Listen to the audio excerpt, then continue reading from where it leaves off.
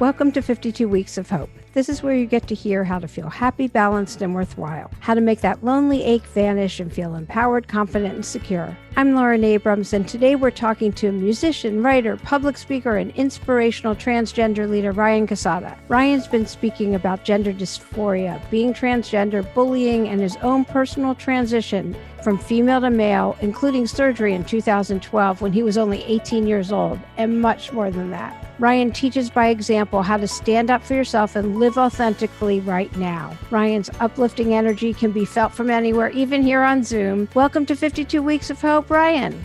Thank you so much for having me. Yeah. Now, you've helped so many different kinds of people, and you started speaking to groups about bullying and trans matters at such a young age. What made you such a spokesperson? What made me such a spokesperson is honestly, I had to be. I was being bullied in school. There was no one out as trans, especially no young people. I didn't know any other trans people. And I either was not going to go to school anymore or I was going to speak and fight for my rights. And I chose to speak and fight for my rights, which ended up changing my entire high school. But that's what I had to do to survive high school and to get to go to high school. Where'd you grow up? What area of the country? Yeah, I grew up on Long Island, New York. Was it a big, a little, like people knew who you were? Or? Yeah, I went on the Larry King Live show when I was 15.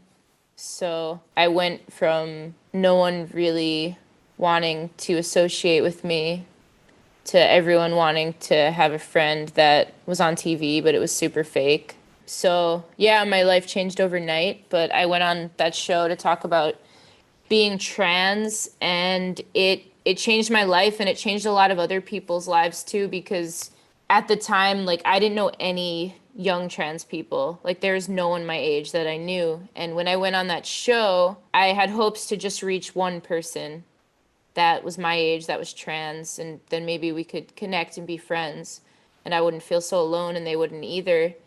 After I went on that show, I received hundreds of letters from all over the world from trans people of all ages, but a lot of young trans people. And I realized, wow, I'm not alone. They're not alone. And all the letters wrote that, like, I thought I was the only one. Like, I'm so glad I saw you. That solidified me knowing my purpose in my life. And I decided, you know what, I'm going to do whatever I can. I'm going to speak. And I started speaking at high schools and colleges all over the country. And I knew that the purpose of that job is to destroy that job, is to no longer need to have to speak, right? Because we get to equality. So that's what I do. And I've been doing that. I've been speaking on Zoom to people now. But I still, I use my platforms to spread the message so that people know they're not alone and people could become educated about this community that's so marginalized and so oppressed. That's so great. Just in case there's anybody listening that doesn't know what trans is or means, do you want to just give a definition? If the whole thing is to not be defined, but do you want to tell? Sure. To me, trans means basically anyone that doesn't identify as cisgender. So they don't identify with the gender that they were assigned at birth. That's what trans means to me, and people will say different definitions, but there's trans, there's non-binary, there's all kinds of umbrella terms, and I think all of us relate in the way that our body maybe doesn't make sense to us or it doesn't make sense to the people around us, and that feeling of just not identifying with the sex that we were assigned at birth. And so when you received all these letters, when you are 15, and you're hoping to get one friend, and you get hundreds. What did you do with that? I kept all of the letters. I still have them. I wrote back to all of them. I wrote back to every single letter, and some people became pen pals. We had a trans meetup in Manhattan, and we had like 30 people in like 2009. Like, that was unheard of for young trans people to be in a group that big. Like, that was unheard of. And things like that started happening, and I started to form a community. It must have saved so many lives. Was everyone pretty open with each other? Yeah, it's like people were like, I want to get on hormones, I want top surgery, and my parents aren't accepting me. How do I come out at school? How do I get my teachers to call me the right name? And we all had these common problems that no one else was having.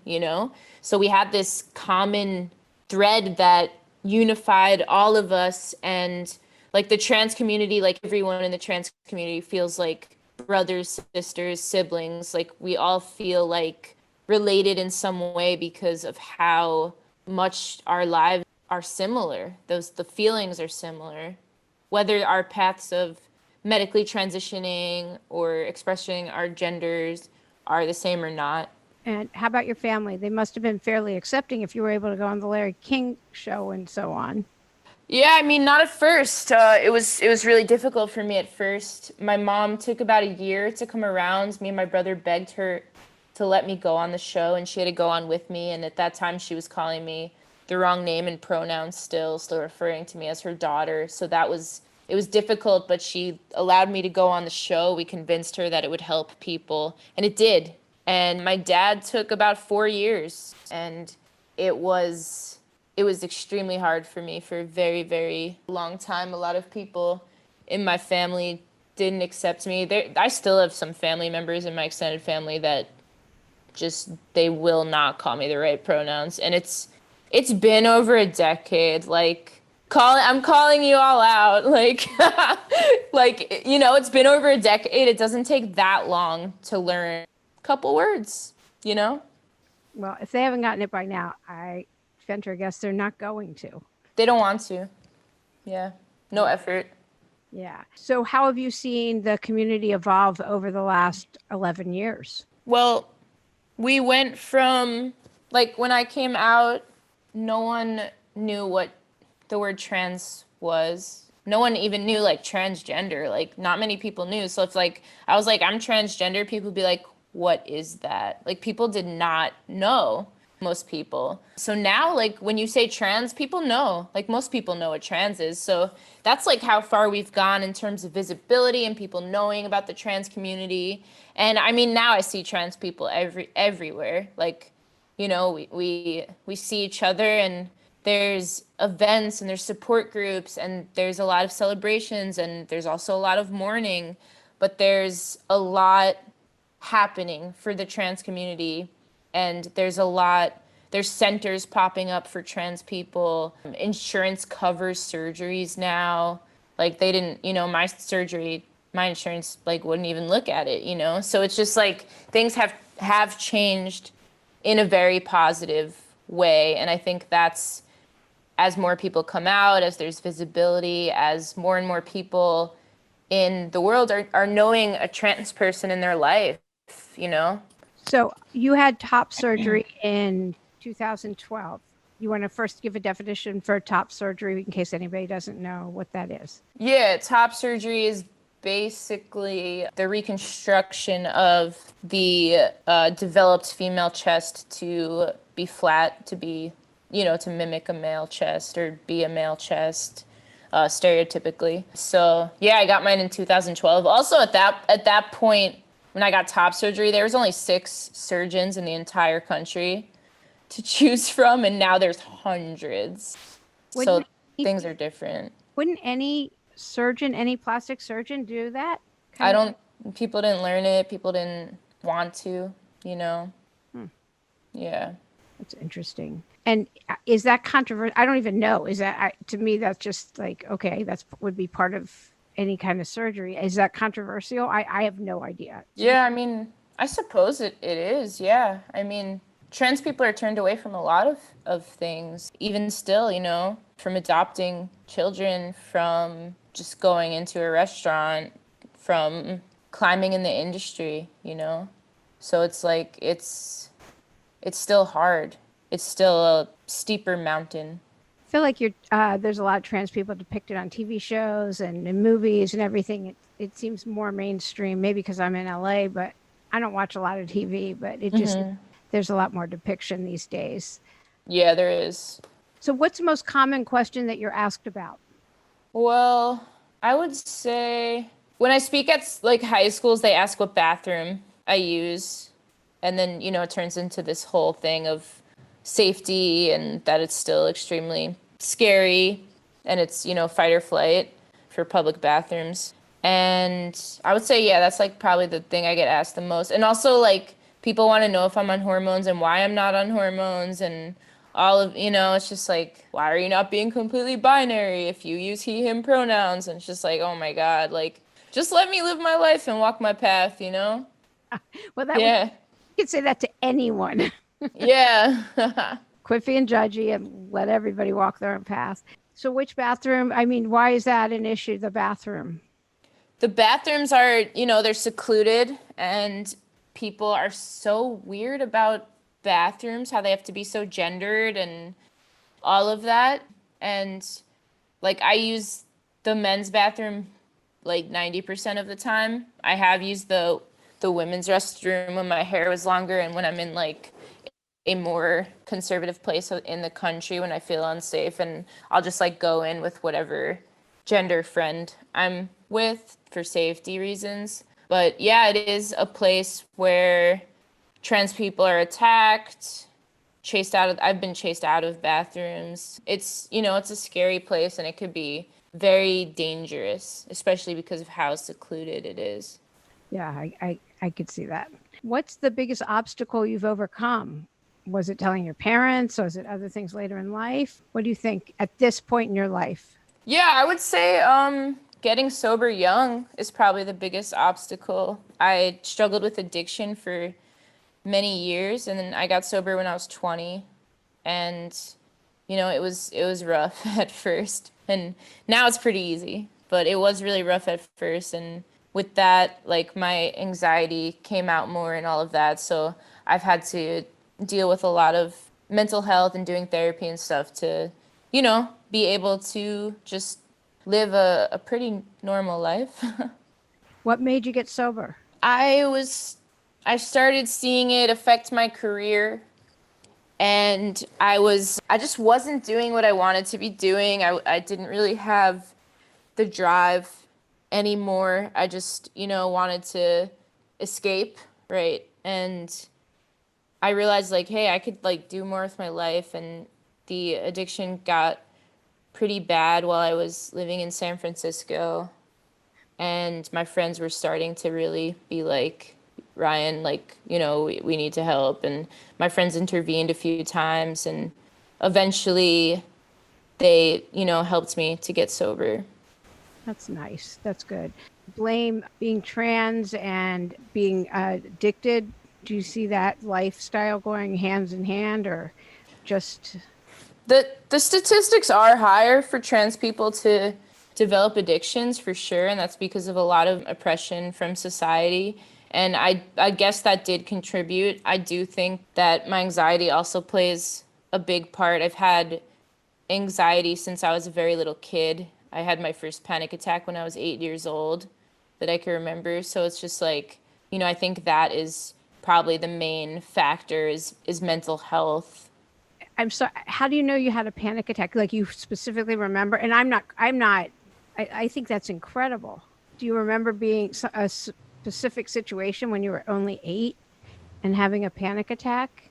Yeah, and it was actually, I was using the bathroom at my school, and it was actually my eighth birthday, so I already felt like overstimulated and overwhelmed with having to do certain things and, just the pressure of having to have a good birthday and all of that. And I was in the bathroom at my school, and all the tiles on the floor were like moving, and from, my brain just freaking out, being overloaded. And yeah, I remember I just freaked out and I couldn't eat the rest of the day. And I didn't know what it was. I didn't know what it was. I just thought I'm feeling really weird. And then later, and when I was an older teenager, I realized, oh, it was a panic attack. Yeah, no, it's so sad. At least you know. Mm-hmm. What would you tell somebody having a hard time and going through tough times, do you have certain things that you do, or routines that when you feel yourself like going into the rabbit hole or spinning or anything else that you do so that, to feel better? Yeah, I think self-care is super important. I think everyone should have like a self-care routine or things they do when they're feeling just like mentally overwhelmed. And some of the things that I do are like I walk a lot with my dog and we'll go like hang out at a park or read a book and that sort of thing. Also just like listening to music and singing some happy songs or dancing, just getting my energy back up. Those things help a lot. And just remembering that like it's okay to take a break from work, from whatever. Like it's okay. And as humans, we need that. We need a pause. We need to pause and stuff. And I'm a big believer in meditation and prayer, and that's also helped me a lot. And there's a lot of people that you could reach out to, and whether that's your friends or even like people on like Reddit have helped me too, anonymously. That's great. So do you have any sites on for meditation, or do you have a specific type of meditation you do? Are I they use the Headspace app, which I really enjoy, and then I do a lot of silent meditations as well. And yeah, I just, it's good to just pause, even if it's just for 1 minute. yeah, definitely. No, I know. I was doing meditation recently and I was like, when is this over? I opened my eyes. It was only an 8-minute meditation. Gosh, I'm so glad the election's over tomorrow. Or who knows? I know this will air after election day, but tomorrow's election day. We don't know if we'll know anything. But anyway, just you can feel the electricity in the air, I think. Hmm. And I love that just getting out and walking the dog and doing all of those things. I just wrote a blog about, I was telling you before this, whatever we focus on grows. And Hmm. I was looking at all these dog pictures just to make myself feel better. And then I looked and then I looked at your, I think it's your most recent video, Hmm. the gender binary, and it made me so happy. So how long have you, Thank you. yeah, it made me happy. That's it. I just thinking about it is making me lighter and happy. Aw. I would encourage anybody to look at Ryan's, and I'll put some links and stuff and you can send them to me and my website and stuff. But how long have you been doing music? And clearly you get a lot of joy from that. Yeah, I've been doing music since I was 6, so like 2 decades now, and I've been playing gigs since I was 13. And yeah, it's the biggest thing in my life. It's the constant in my life. It's the thing that's always been constant since as long as I can remember. And I mean, I definitely like I miss playing shows. Like that's been like the worst part of COVID for me and lockdown is not getting to play shows and like not getting to go out and play my music and feel the exchange of energy from the crowd. And I think that's yeah, it's been a real bummer this year to not be able to do that. My tour was canceled. I was supposed to start touring the week of the shelter in place. So, A lot of people, I know so many. Yeah. So what are you doing instead when your tour was canceled? Like, how did you cope? What are you doing? yeah, it was really hard for me. I had an album. My album came out too, like during the shelter in place thing. Of course, like I was supposed to be touring on it. So what I did instead was I had all this time now that I wasn't on the road, and a few of the gigs I did on Zoom, but it's not the same. So I started to write an album in the middle of the shelter in place, and I wrote an album and I learned how to record myself since the studios are closed also. And yeah, I got to have a different experience, which led me to creating in different genres because now I have like recording at home is so much different because like when you're in the studio, you're like paying by the minute. And at home, like I could mess up as many times as I want. I could experiment as many times as I want. Like it's not costing me anything besides like the electricity of powering it all up. So significantly cheaper. So you pivot. Hmm. And Are you having fun with it at least? Yeah, I'm having a lot of fun, and I'm honestly like surprised at how it's coming out. I'm really happy with what I've created, and I'm excited to finish everything up. I'm finishing it all up now, so I'm hoping for a release early to middle of next year. That's so great. Well, Thank you. congratulations. Thanks. So, do you have any messages of hope to anyone who's having a hard time just getting out of bed in the morning? Yeah, I mean, sometimes like for me, it just comes to acting opposite. Like we have to just do what we need to do every day. And like sometimes for me, when I'm feeling super anxious and I want to act a certain way that doesn't align with my long-term goals, I'm like, no, like act in the way that aligns with your long-term goals, or just take a break today, don't act on it. And that's what I try to live by that every day, and just try to be in acceptance of what's happening in the moment, and know that, like, you know what, it's going to be okay. Things will shift like they've always shifted.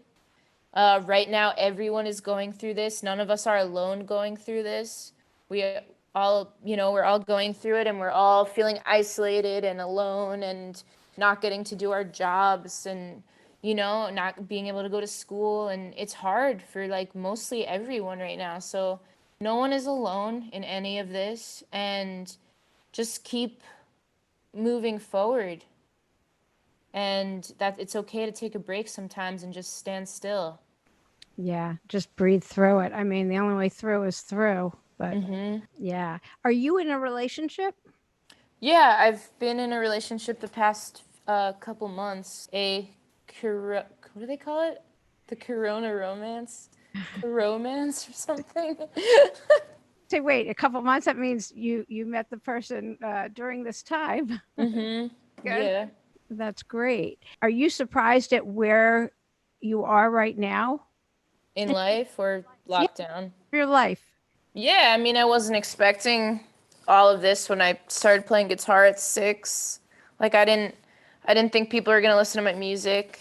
I didn't know that I was gonna have a following across the whole world and get to meet so many awesome people, and people are listening all over, like every day. It's incredible. And it's not as big as like someone on the top 100 charts, but it's like for me it's big, it's I was this extremely shy, anxious kid my entire childhood, and I'm able to go on stage and pour my heart out in my songs and be authentic and honest to everyone. Yeah, that definitely comes across in the music videos that I was watching. It was, I mean, like I said, it was just so uplifting and fun to watch. Thank you. Yeah. I mean, you've overcome so much. It just seems to me it's you exemplify the anybody who, no matter how down they are, plenty of people are very, very down right now. Yeah. You exemplify the example of it passes. We can get through it, and you have no idea what your life is going to bring. Like you're Yeah, you don't.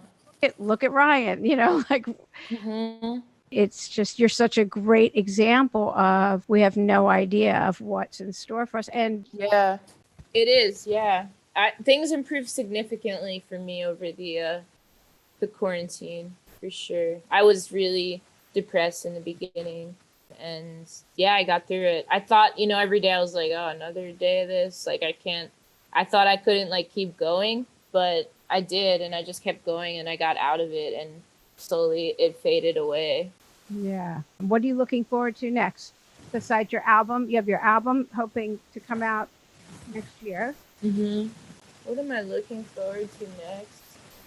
Hopefully a new president. And yeah, I mean, I'm looking forward to getting back on the road and traveling and touring again. And I know it's not forever that we're gonna be locked down, so eventually it'll happen. Yeah. Yeah. Is there any other message of hope that you didn't get a chance to address? I just like to say, stay true, stay you. No, I love that. All right. So, Ryan, thank you so much for being a guest today on 52 Weeks of Hope. I'll have some links to how you can reach Ryan on the website. Thank you. I hope you enjoyed this episode and can take into your week the messages Ryan gave us of self-compassion, openness, and resilience to keep going and nurture that dream. Be sure to tune in next week when behaviorist and podcaster from The One You Feed, Eric Zimmer, joins us discussing his endless quest to understand how our minds work and how we can learn to create the lives we want to live. Eric and I discuss creating a life beyond your dreams and tools for maintaining sanity during these crazy times. Eric has great advice for anyone having trouble maintaining consistency for everything from exercise to getting started on that book you want to write. Whatever it is, he's a plethora of information, so don't miss it. Until next week, please remember to subscribe to the podcast, leave us a positive review, and send us feedback on our website, 52weeksofhope.com. I'm Lauren Abrams. Thanks for listening.